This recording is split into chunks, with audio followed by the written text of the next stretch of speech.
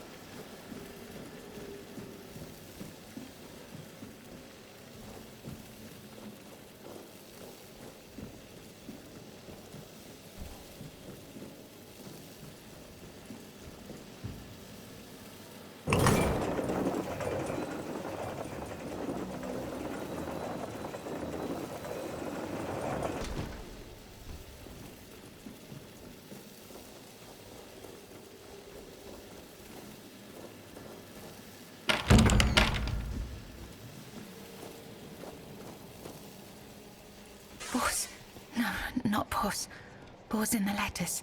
The letters to pause, to beloved.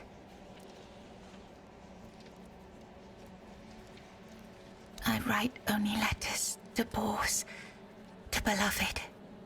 Yours, Claire. Sister has a tablet. Once she had it. Once, sister. In Sagramor's arms. Once, me in Bor's arms. Forever. Yours, Claire. These, all of them, I write.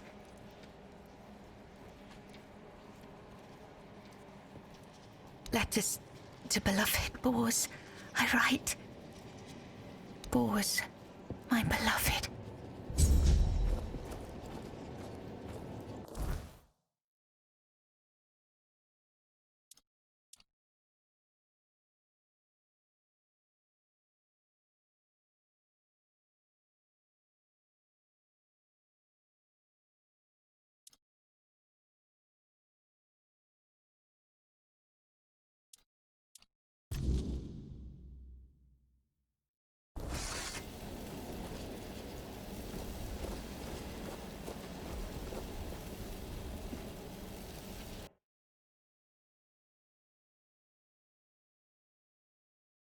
Once upon a time, there lived a young maiden named Claire.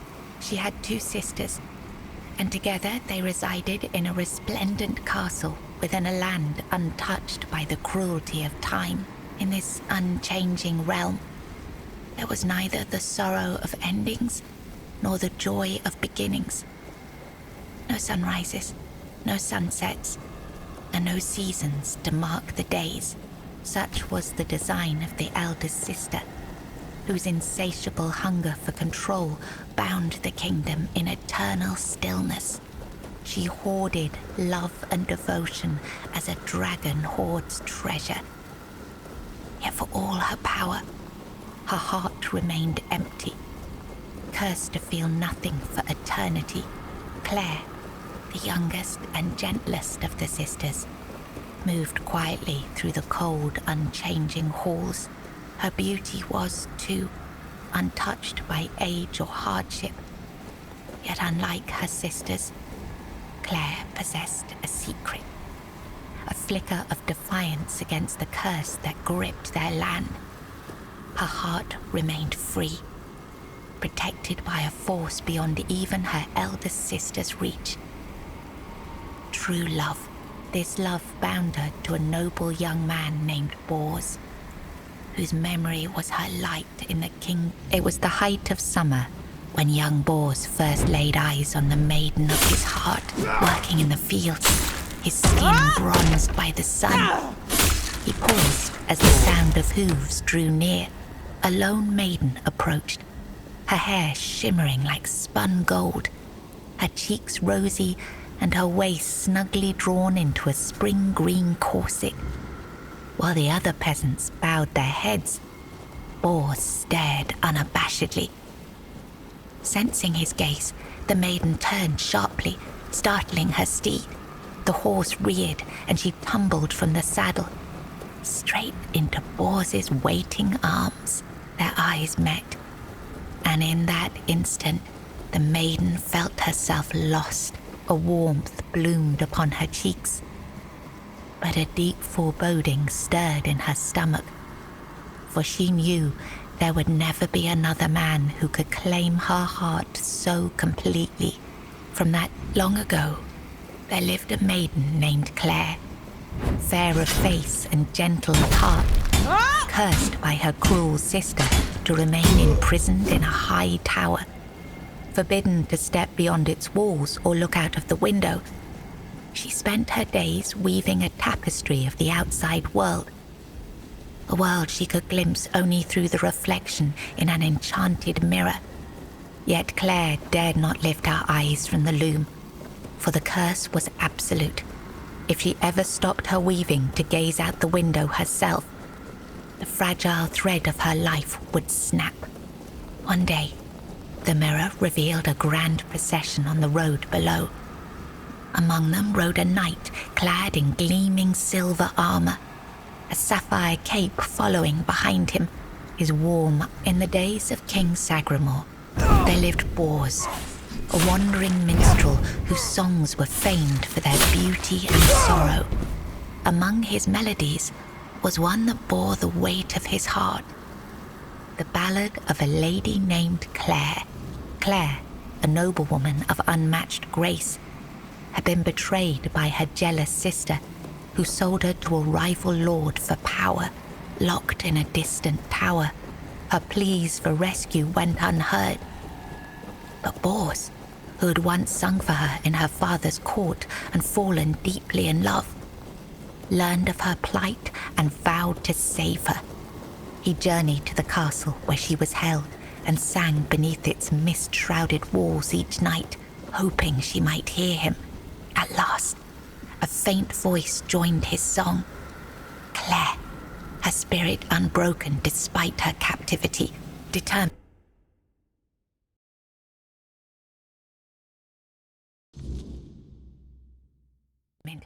Bors devised a daring plan. Each evening he sang in the castle hall, lulling the court into an enchanted trance. When the moment was right, he slipped away to free Claire. Together they fled through shadowed halls, hearts pounding with hope. I was writing something important. Do you know what it was?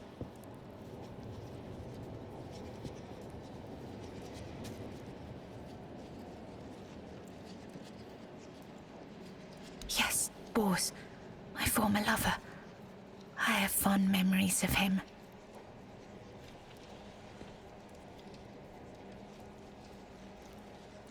Really? Perhaps that was true once. I longed for my own Sagramore. I craved love, true love. A beloved, not a dog.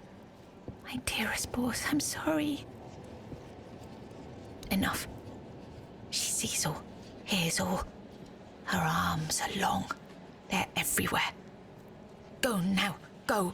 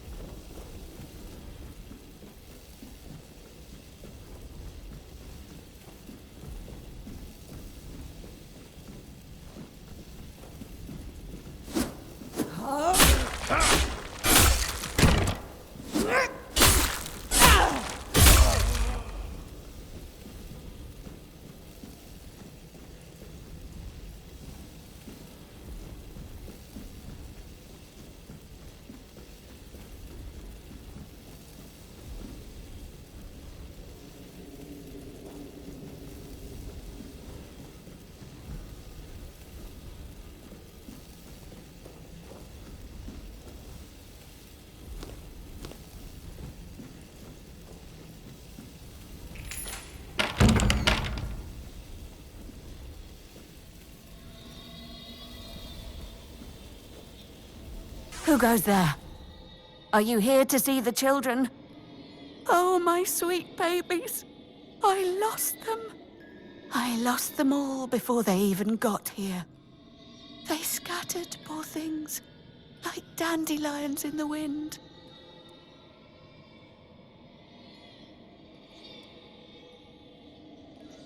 The Queen. She wants nothing to do with me. I failed her so terribly that she no longer wishes to see me. I've fallen so far from her good graces. But I will make it right. You'll see. I just need the children here, safe and sound. Maybe when she sees them, even as they are, she will love them just as much as I do. My little flowers, they're all gone. Met their grim fates within these castle walls. They die and die at the hands of those who should have loved them, or through their neglect. Poor little things. They deserved so much better. After all, they were barely more than blood on our sister's white sheets.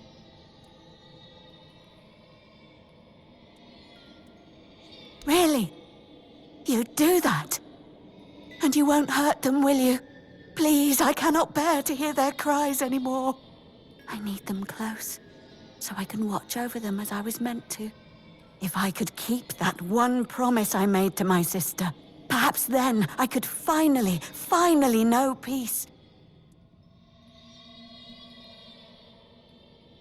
Let me think.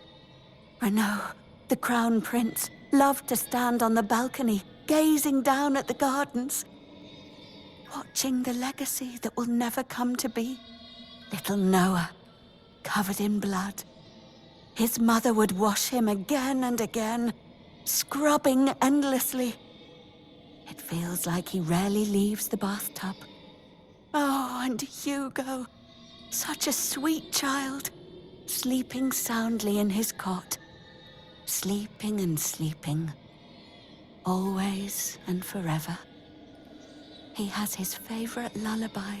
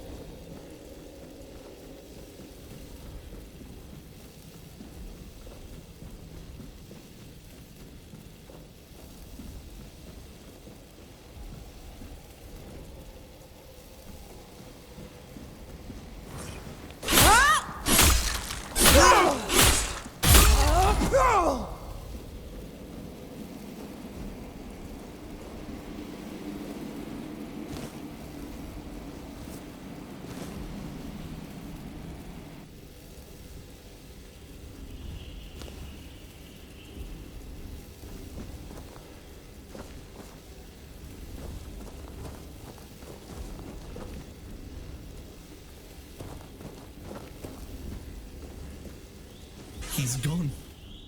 Young Prince Renaud. Oh, by the gods, lost for good this time. The midwife will wring my neck with her bare hands. I can't. No, I won't go back to her like this. And the Queen, she'll do worse. Much worse. Have you ever seen her angry? Hopefully not. Oh, yes, of course. Straight into the void. He stood there for a long while, just staring into the well, and then he was gone. He just stepped in like it was the most natural thing in the world. Are you mad? Who would do it? Jump into that void? You're not being serious. Oh, surely you don't mean to. Oh, may the gods watch over you. Or, no, wait. Better they don't look upon someone heading into a place like that. They might feel disgusted. But I wish you luck. Remember, everything you do is being judged.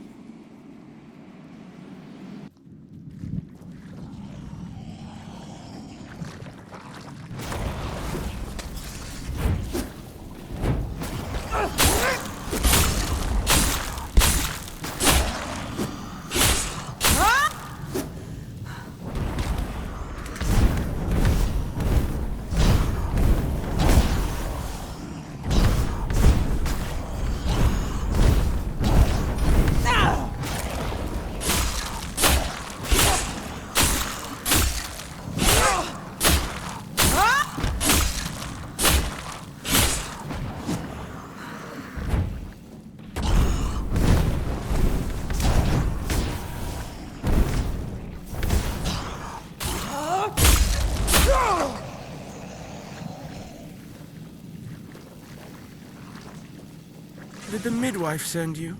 Or was it that coward who's supposed to be keeping me under their heel? Don't take it personally. You're not that special. Nobody is. I just wanted you to leave me alone. But as always, everything in this house proves hopelessly useless. Any form of service, flawed and feeble. They lack competence. Next time, I'll find a deeper despair and an emptier void to hide in. The firstborn of the king and queen, a proper little princeling, almost grown, though life has never tested me thanks to the comfort I was raised in, which is why I'm full of whims, why I think only of trivialities, why I'm just a gilded youth unable to appreciate what I have. I won't bother listing every one of my vices.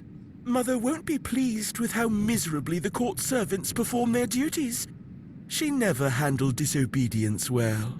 Well then, we can skip pedagogical lectures, as I know you'll force me to return at the end. And later, I'll try to run away again.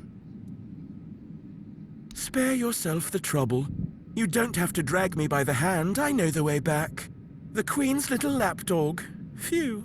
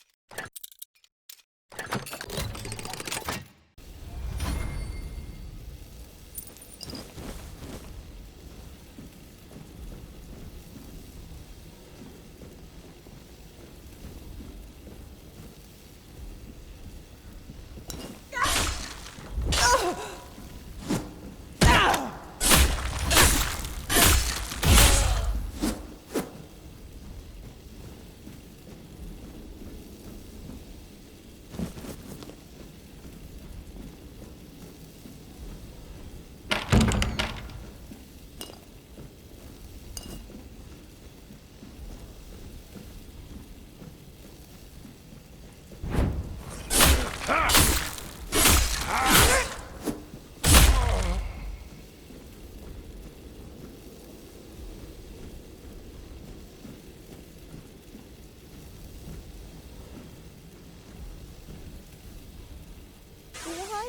did you kill me? I didn't want to. I didn't want to be like that. Mum, she used to call me Little Fish sometimes when she was in a good mood, but when she wasn't, she'd call me Bastard, Misfortune, or Mistake. Once, during a bath, I cried that the water was too hot.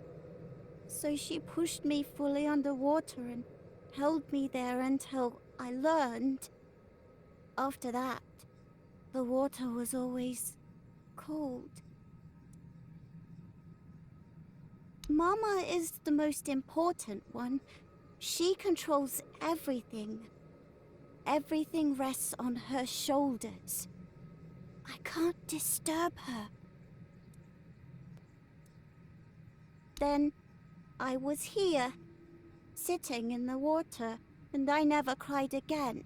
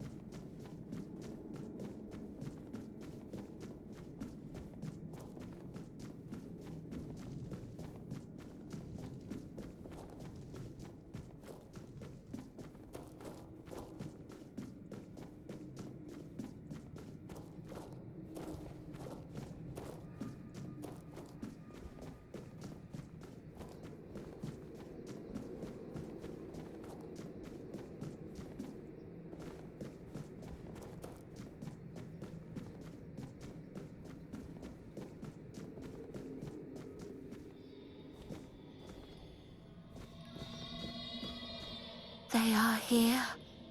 All of them. My sweet little petals. I'm so sorry. I should have tried so hard to bring you into this world. But maybe now we can set you free. You will help us, won't you, stranger? My sister's reign must end. It's brought us horror upon horror, all because of her fear and obsession. She thought she could forge fate with power, but she was wrong. Fate is inevitable, and the one she claimed was never hers to begin with. Yet we are the ones who suffer the most.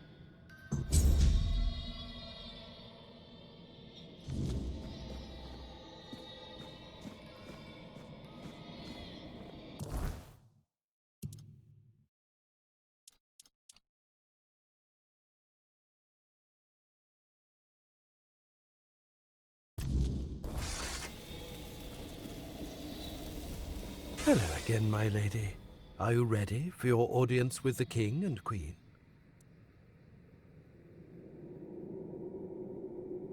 As you wish. Here is the most precious of all keys. It will open the doors leading to the throne room.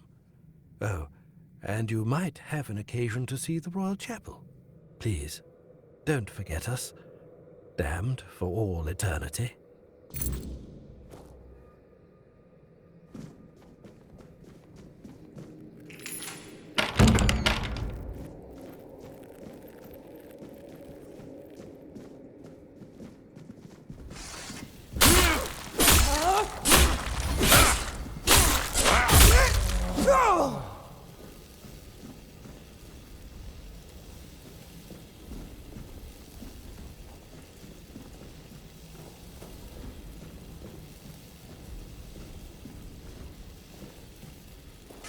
Of change, you have been noticed.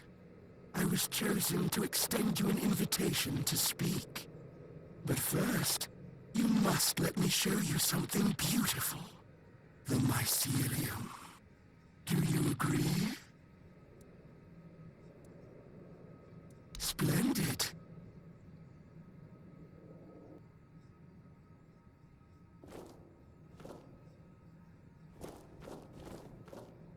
Your arrival brings me joy.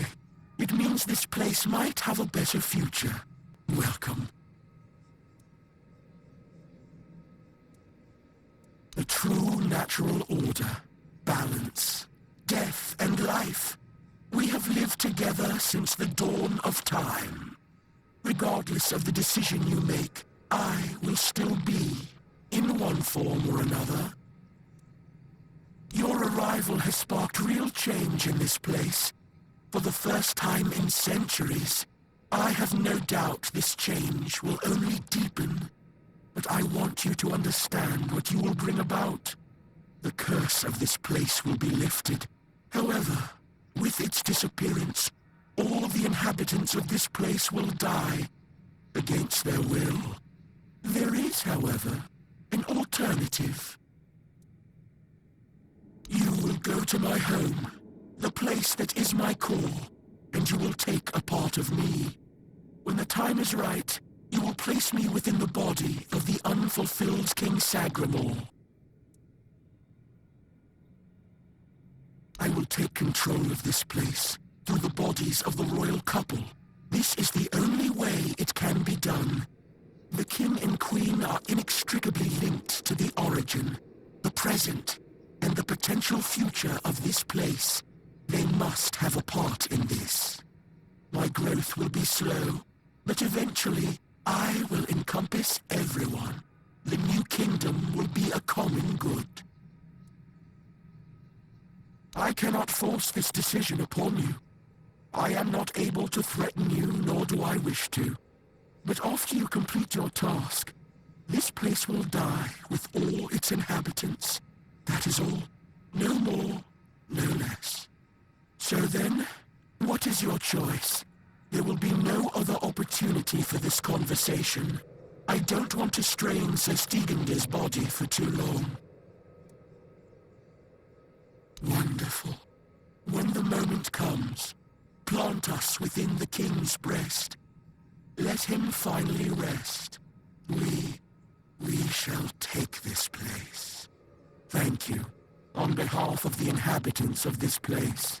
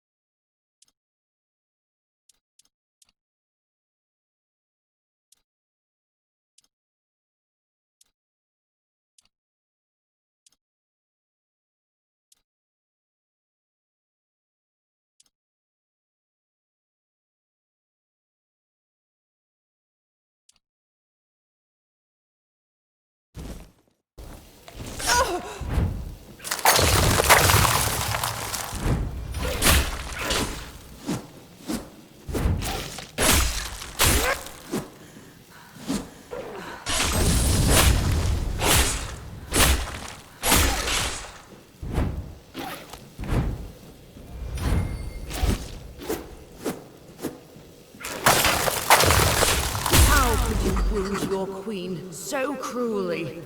Why did you refuse to simply bow? You could have served me for eternity. Wouldn't that have been beautiful?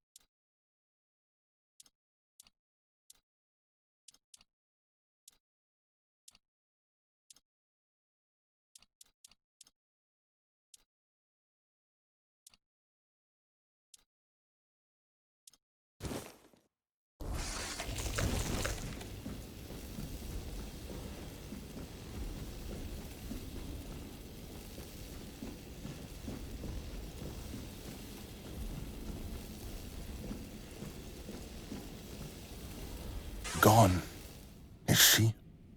Gone from one eternity straight into another. Oh, how I wish we'd had one more day. A proper one. Marked by the sun setting on us forever. Once, I dreaded it. The relentless passage of time. And now, all that's left is tomorrow, and tomorrow, and tomorrow. And all our yesterdays have lighted fools. The way to dusty death.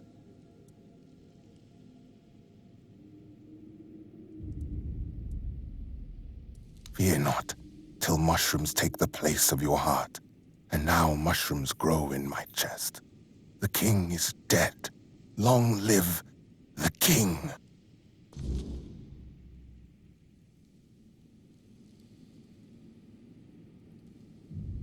Now it all ends. The lofty dream, the endless torment, and the fruits of our vanity. What we leave behind is a monument to our own foolishness. There will be no legends told of this place, for it is a tale told by an idiot, full of sound and fury, signifying nothing. And this is for you. The reason for your visit to this cursed court. You may leave now. Your audience is over.